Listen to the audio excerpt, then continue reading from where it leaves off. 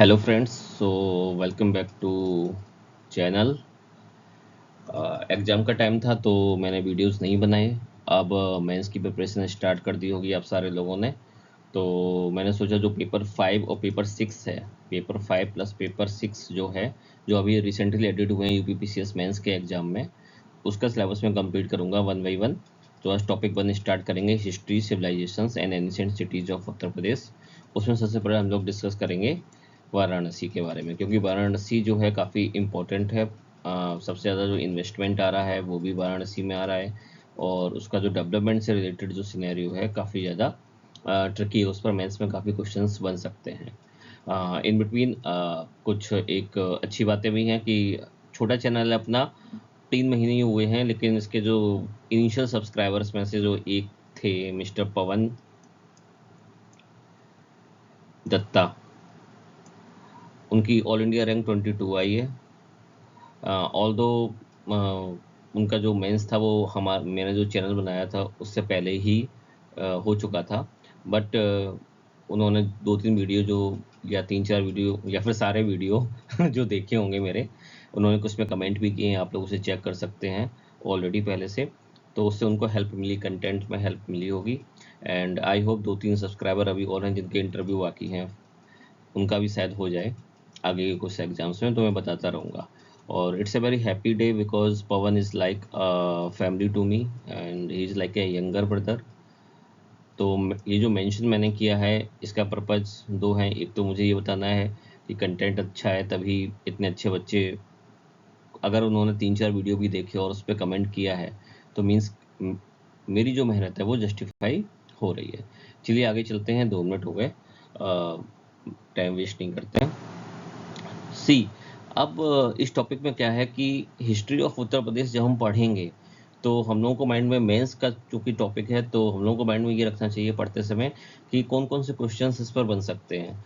तो क्वेश्चंस कैसे बन सकते हैं, जैसे अगर हम ज्योग्राफी को हिस्ट्री से रिलेटेड करें तो क्वेश्चन ये आएगा कि गंगा यमुना का जो दोआब है, या फिर गंगा यमुना की जो ज्योग्राफी है उसने इस पूरे रीजन की, जो भी दोआब वाला रीजन है या जो अवध का रीजन है या फिर जो मथुरा का रीजन है, उसको कैसे हिस्ट्री को इम्पैक्ट डाला। तो क्वेश्चन इस पर बन सकता है। एक क्वेश्चन इस पर बन सकता है कि जो भी कंकरर आए, जो भी इन्वेडर आए, चाहे वो मिडिवल हिस्ट्री में हो या फिर उससे पहले हो, उन्होंने कल्चरल लैंडस्केप पर क्या इम्पैक्ट डाला उत्तर प्रदेश के। उसके बाद ये भी है कि सिंपल क्वेश्चंस भी आ सकते हैं जनरली, क्योंकि नया ऐड हुआ है तो यूपीपीसीएस वाले सिंपल क्वेश्चन भी पूछ सकते हैं। वो सी चीज़ें पूछ सकते हैं कि इवोल्यूशन कैसे हुआ हिस्ट्री का, या सिविलाइजेशन के कुछ पॉइंट बताइए, इंपॉर्टेंस बताइए, कुछ इंपॉर्टेंट इवेंट्स जो हुए हैं। मथुरा आर्ट्स को वो GS1 को वो GS5 के साथ जोड़ सकते हैं। तो इस तरह के क्वेश्चंस आ सकते हैं। तो मैं इन सारे क्वेश्चंस को लेके चलूँगा और एक एक टॉपिक पढ़ाता जाऊँगा, और उनके ऊपर पढ़ाने के बाद जो रिलेटेड क्वेश्चंस हैं उसके बारे में डिस्कस भी करूँगा। ठीक है, बेसिक चीज़ें हैं जो आप लोगों को, ये जो जीएस पेपर 5 है उसको ये टॉपिक पढ़ने से पहले आपको हमेशा याद रखनी चाहिए।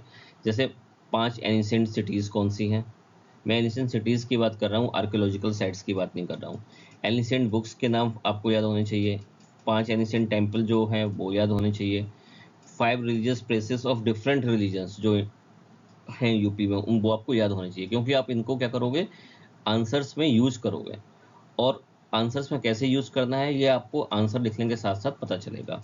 ठीक है, हम लोगों को cultural development through out the history वो पता होना चाहिए।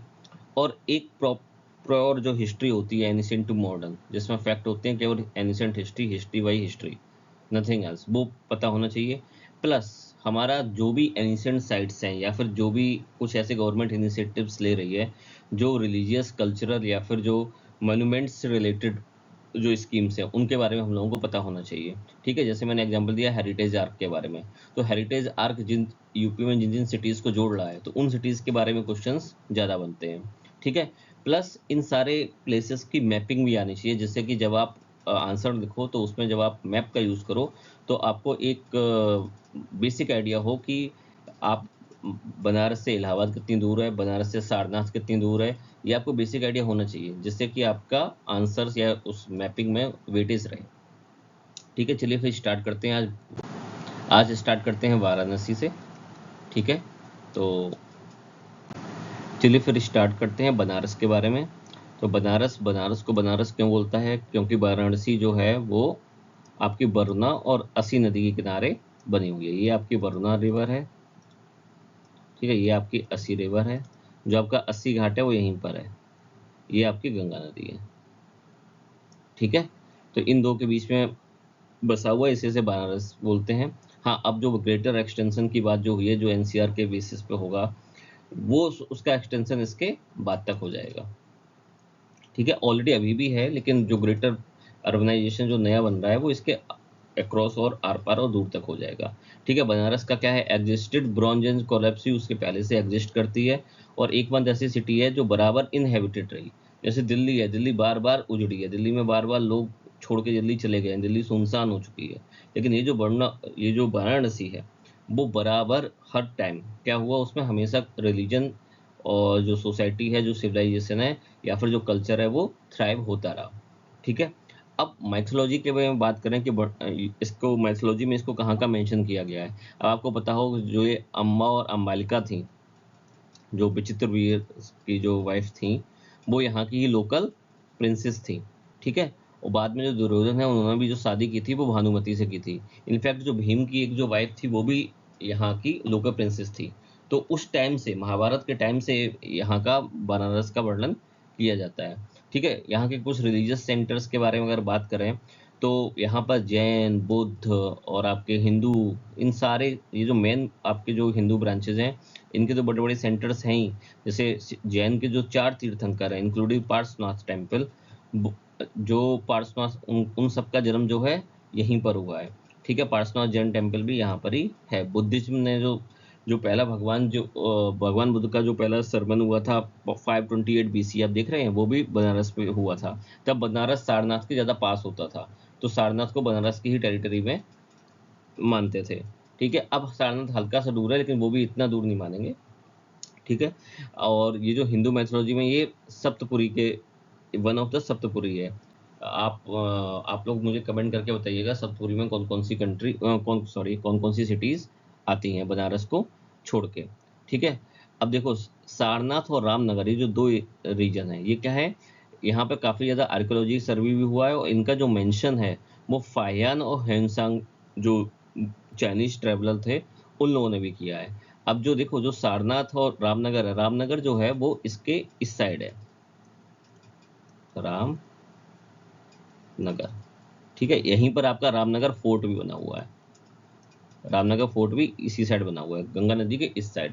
और वहाँ पर ये मानता है कि किसी को भी अगर रामनगर साइड में कहते अगर कोई मरता है तो उसे स्वर्ग प्राप्त नहीं होता। तो उसके लिए जब वेद व्यास जी आए थे, उन्होंने कुछ एक विधि बताई थी कि अगर आप इस विधि को फॉलो करो तो आपको, अगर रामनगर साइड भी अगर आपकी डेथ होती है तो आपको पुण्य मिलेगा, ठीक है। ये मैं जस्ट ये बता रहा हूँ जिससे आपको इम्पोर्टेंस पता चले बनारस की, कि काफ़ी पुराने से हिस्ट्री आ रही है, ठीक है। जब आप इस चीज़ को सुनोगे तो आपको आंसर राइटिंग में ना आपका फ्लो नहीं टूटेगा, ठीक है।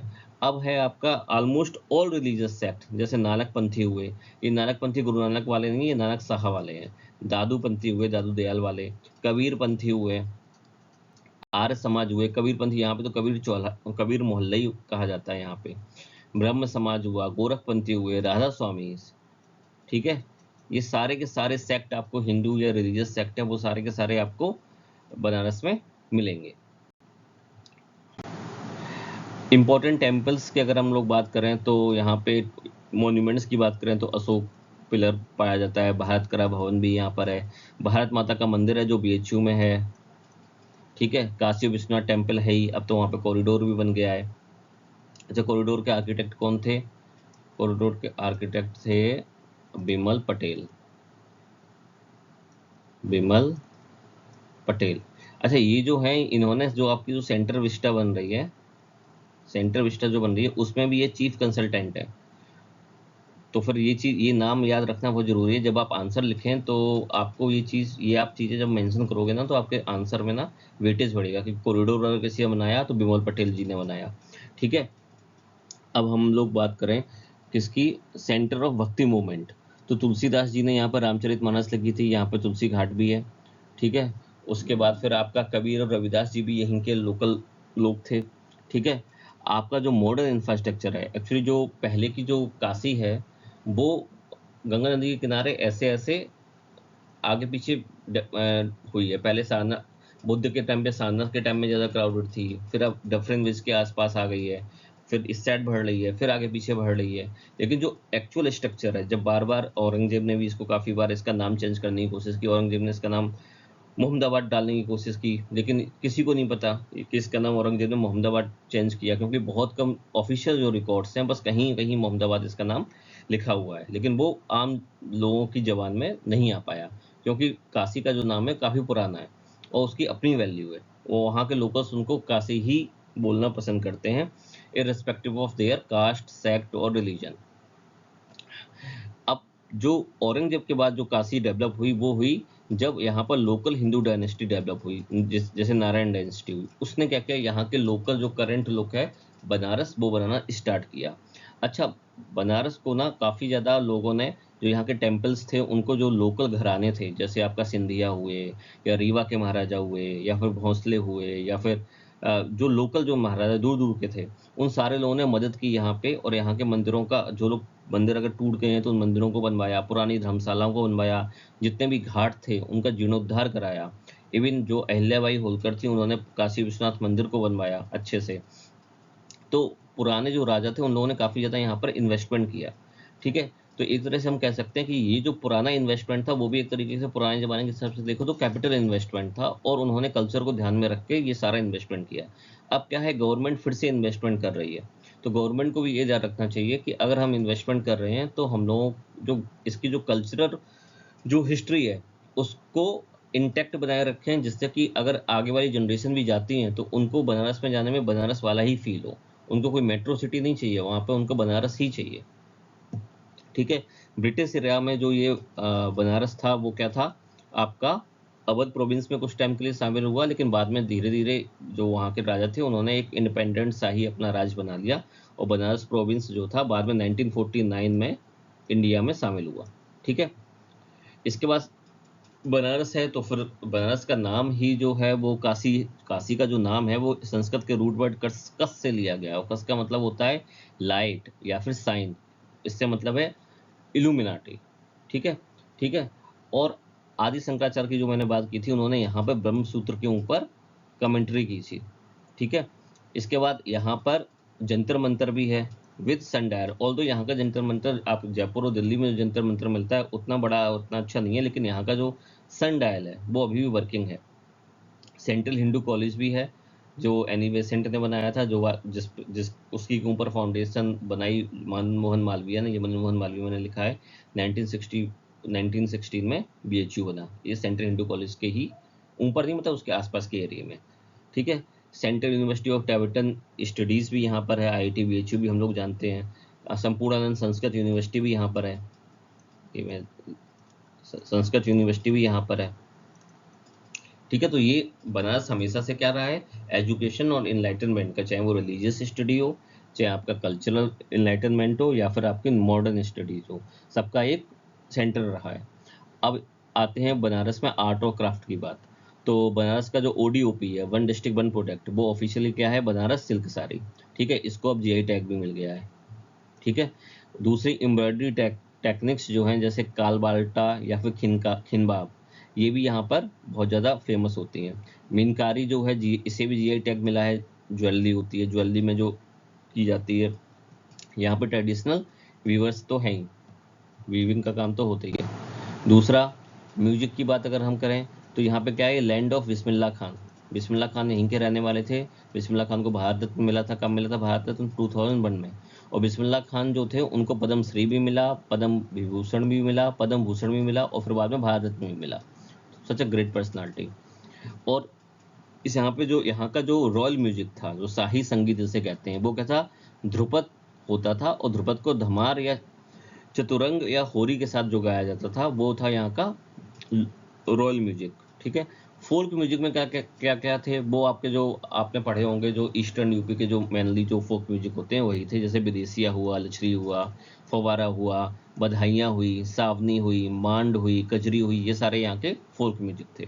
ठीक है, कौन कौन से फेमस आर्टिस्ट यहाँ के कौन कौन से थे, बिस्मिल्लाह खां, शहनाई वादक थे, पंडित रविशंकर सितार वादक थे, पंडित राम साय ये क्या थे, तबला प्लेयर थे। इन्होंने अपना खुद का एक बनारस बाज करके क्या थे, एक अपना खुद का इंडिविजुअल बनाया था, तबला में एक नई विधि बनाई थी।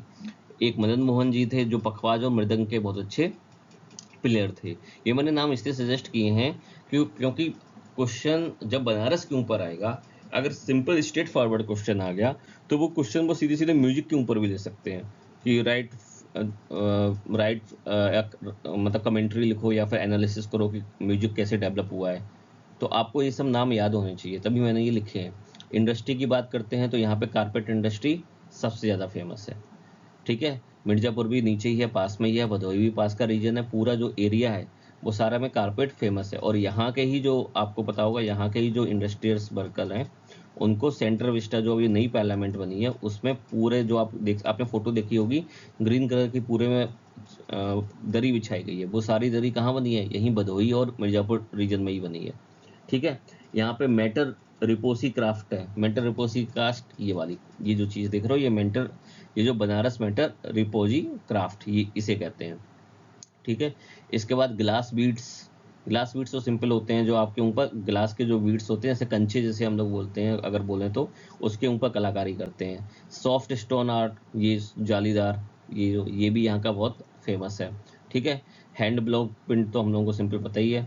वुड कार्विंग भी, ठीक है। ये आपकी भदोही के कारपेट हो गया, ये आपका ब्लू कलमकारी हो गई। ये सारे जो है इंडस्ट्री कहाँ पे आते हैं, बनारस में आते हैं। अच्छा ये चीज़ इंपॉर्टेंट है, अगर आपको मेंशन करना है तो अप्रैल 2023 में ही 4 जो चीज़ें हैं उनको जीआई टैग मिला है। एक बनारस का पान, एक बनारस का रंगड़ा मैंगो, एक रामनगर भाटा, भाटा मतलब ब्रिंजल, ठीक है, और एक आदमचीनी राइस, ठीक है। ऐसे ही यहाँ पे जो इसकी यहाँ पे जो भरवा मिर्ची जो है, मिर्ची के अंदर हम लोग मसाला भर के जो खाते हैं उसको भी जीआई टैग के लिए अप्लाई किया गया है, फ्यूचर में शायद इसको मिल सकता है, ठीक है। नेक्स्ट आते हैं नए डेवलपमेंट वर्क क्या हो रहे हैं बनारस में। तो बनारस जो था, जब पीएम यहाँ पे 2019 में उन्होंने कहा था कि इसका डेवलपमेंट हम कैसे करेंगे, it's should be developed like the temple city of Japan. Temple city of Japan क्या है, क्योटो, ठीक है। और क्योटो को ही international sister city of Banaras भी हम लोग बोलते हैं, ठीक है। तो उन्होंने कहा था on the lines of Kyoto करेंगे। और इसके कारण क्या हुआ, जब शिंजो अबे आए थे उसके बाद इन्होंने क्या हुआ था, जीका खोला था, ठीक है। जीका के बारे में बताऊंगा, ठीक है। वैसे फुल फॉर्म इसका होता है Japan international cooperation cooperative agency. ये क्या करती है कि जितने भी जापान के प्रोजेक्ट हैं इंटरनेशनल उनको देखती है। तो इसने ही रुद्राक्ष जो कन्वेंशन सेंटर बनाया वो जीका के अंदर ही बना है। और बाकी जो डेवलपमेंट प्रोजेक्ट जो जीका के अंदर बने हैं वो आगे वाली स्लाइड में मैं बताऊंगा, ठीक है। अभी रिसेंटली क्या हुआ है, बनारस को रिलीजियस और कल्चरल कैपिटल बनाया गया है, किसका, एससीओ का, संघाई कॉरपोरेशन का, ठीक है। ये फर्स्ट रिलीजियस और कल्चरल कैपिटल है और ये घूमती रहेगी। इससे क्या होगा, इंटरनेशनल टूरिस्ट को एक इंटरनेशनल टूरिज्म मैप पे बनारस को एक तरीके से एक अटेंशन मिलेगी, ठीक है। और देखो ये सब फायदे क्या होते हैं, जब आपका प्राइम मिनिस्टर आपका एमपी होता है तो ये सब चीज़ें ना अपने आप आती हैं। तो ये बनारस का भाग्य था, और प्लस बनारस का भाग नहीं कहेंगे, बनारस तो काफ़ी बड़ी चीज़ है, उसका भाग क्या था, ये मोदी जी की ये समझ थी कि उन्होंने बनारस को चूज़ किया। और ये काफ़ी उनका, अगर आप देखें उनकी फोरसेट बहुत अच्छी थी कि उन्होंने बनारस को चूज़ किया, क्योंकि बनारस में वो पोटेंशियल था कि वो पिलग्रिमेज भी हो और पिलग्रिमेज के साथ टूरिज्म भी हो।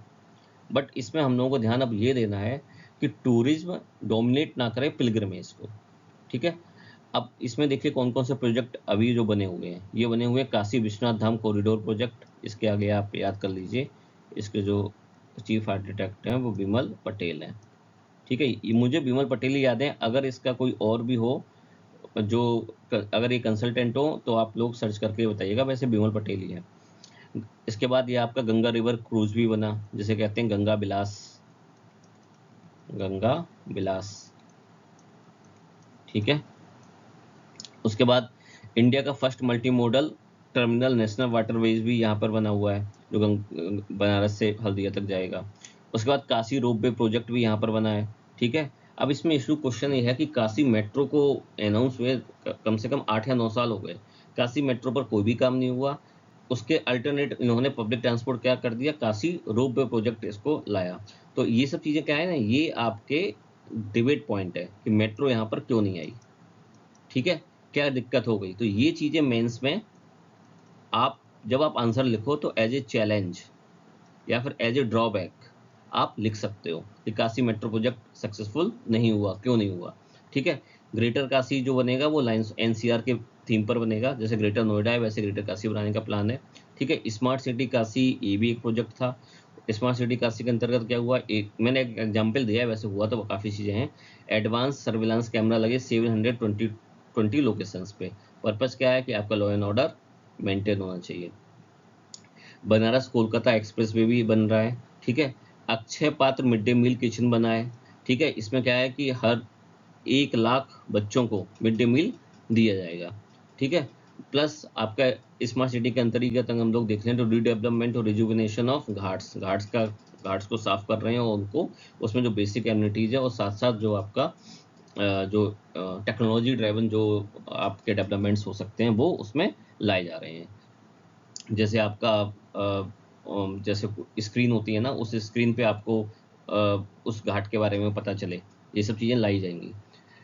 रुद्रास कन्वेंशन सेंटर इसमें बना ही दिया गया, ये 1200 लोग की सीटिंग कैपेसिटी के साथ बना है। अगल अलग कुछ स्कीम्स ऐसी हैं जैसे JN Jawaharlal Nehru national urban ये जो मिशन है, ये आपका अमृत का मिशन है, हृदय है, स्वच्छ भारत है, नमामि गंगे, ये सारी चीज़ें आपकी बनारस पे काफ़ी ज़्यादा फोकस होके काम कर रही है। और इसका पर्पस क्या है कि जब आपका MP जो है वो PM हो, तो जो ऑफिशियल्स हैं वो ज़्यादा इफ़िशिएंसी से काम करते हैं, क्योंकि अल्टीमेटली जो सबसे पावरफुल व्यक्ति है वो वहाँ उन लोगों का रिप्रेजेंटेटिव है, इससे फ़र्क पड़ता है। अब देखिए जो गवर्नमेंट इनिशिएटिव हैं जिनको आप अपने आंसर्स में लिख सकते हो, जो आपके आंसर के वैल्यू बढ़ाएंगे, वो है, देखिए सबसे पहले आपका आ गया प्रसाद मिशन। प्रसाद मिशन के अंतर्गत ना 3 या 4 बार फंडिंग दी गई है। प्रसाद मिशन जो है आपका पता है आपको, पूरा सेक्टर स्कीम है, पूरा सेंट्रली फंडेड है। और इसका फुल फॉर्म मैं बता दूं, pilgrimage rejuvenation spiritual heritage augmentation drive, ठीक है। देखो ऑगमेंटेशन दिया है तो इसका मतलब क्या है, आप किसी चीज़ को मजबूत कर रहे हो और पुश कर रहे हो अच्छे की ओर। इसके लिए क्या हुआ, टूरिस्ट फैसिलिटेशन सेंटर बनाया गया है, ठीक है। क्रूज बोट जो बनाई गई है 80 घाट से लेकर राजघाट तक, मॉडुलर जेट्टी बनाई गई है, ये सारी चीज़ें किसके अंतर्गत बनाई गई है, प्रसाद स्कीम के तहत बनाई गई है। आपका दूसरा हृदय की बात करो तो heritage city development and augmentation योजना। इसमें क्या है, इसमें क्या वही सिटीज़ ली जाएंगी जो आपकी हेरिटेज सिटी होंगी, मतलब जो कि एंशिएंट सिटी होंगी जिसका कल्चरल महत्व होगा, ठीक है। इसके अंतर्गत क्या है, ये जो पॉइंट्स हैं दीज आर वेरी इंपॉर्टेंट, ये आप लोग पूरा याद कर लो और इनको यूज करना है आपको। कैसे, heritage sensitive infrastructure, preserve and revitalise unique character of city, ठीक है, ये आपको पूरा कर लो। Document the heritage asset inventory, ठीक है, आपको डॉक्यूमेंट करनी है किसकी, जो भी हेरिटेज एसेट्स हैं, बनारस में कितने घाट हैं, उस घाट की हिस्ट्री क्या है, कि जितनी भी लाइब्रेरी हैं पुरानी उनमें जो भी बुक्स हैं उनमें क्या क्या हिस्ट्री दी गई है, उन सबको डिजिटाइज करो, उनको उसके लिए आप अलग से डिजिटल जो एक टूर होता है, वो जो भी टूरिज्म आ रहा है उसको वो डिजिटल टूर कराओ। ये सारी चीज़ें हृदय के अंतर्गत आ रही हैं। इंक्लूसिव हेरिटेज बेस्ड इंडस्ट्री, वो इंडस्ट्री डेवलप करो जो वहाँ के हेरिटेज को रिफ्लेक्ट करती है। जैसे अगर आप बनारस आ रहे हो तो जो भी GI टैग जिस भी चीज़ में मिला है उससे रिलेटेड इंडस्ट्रीज़ को आप क्या करो, डेवलप करो, वीविंग को करो, वहाँ की सिल्क का जो बनारस की साड़ी है उसको आप क्या कहते हैं, डेवलप करो, ठीक है। इसके बाद जो है increase physical and intellectual accessibility. इसका मतलब क्या है, फिजिकल एसेसिबिलिटी का मतलब क्या है कि आप कहीं भी जा रहे हो, कोई भी एक टूरिस्ट है वो कहीं भी जा रहा है, किसी भी घाट पर जा रहा है, ठीक है, उस घाट की एसेसिबिलिटी वहाँ के मेन जो ट्रांसपोर्ट सिस्टम है उससे आराम से जुड़ी होनी चाहिए और उसको पता भी होनी चाहिए। मीन्स उसके पास एक पर्टिकुलर मैप होना चाहिए, यहाँ से आप यहाँ जाओगे और यहाँ से आप चोर घाट चले जाओगे। अब देखिए मैंने चोर घाट का मेंशन इसलिए किया क्योंकि चोर घाट को चोर घाट कहा ही इसलिए जाता है कि वहाँ पर बहुत ही जो लोग बनारस के लोग होंगे वो बताएंगे कि बहुत ही पतली पतली गलियों से होकर उस घाट पे पहुंचा जाता है, पता ही नहीं चलेगा कि आप वहाँ से नहा के आ भी गए। ऐसे ऐसे ऐसे ऐसे जैसे चोर भागते हैं वैसी गलियाँ हैं। तो अगर किसी अननोन इंसान को वहाँ जाना हो तो वो चोर घाट पे पता चला अगर बगल से निकल गया और वहाँ नहीं पहुँच पाया। तो ये जो पॉइंट्स हैं इन पॉइंट्स को आपको अपने आंसर में लिखना है, ठीक है। नेक्स्ट आइए Zika, Japan international cooperation agency project. इसमें क्या है, आपका जो है, आपका तीनों जो यहाँ की मेन म्यूनिसिपैलिटी है, आपका जो जलकल विभाग है वाटर का, और गंगा पॉल्यूशन प्रिवेंशन यूनिट है, इन तीनों को कोलैबोरेट करके स्टेप्स लिए जा रहे हैं।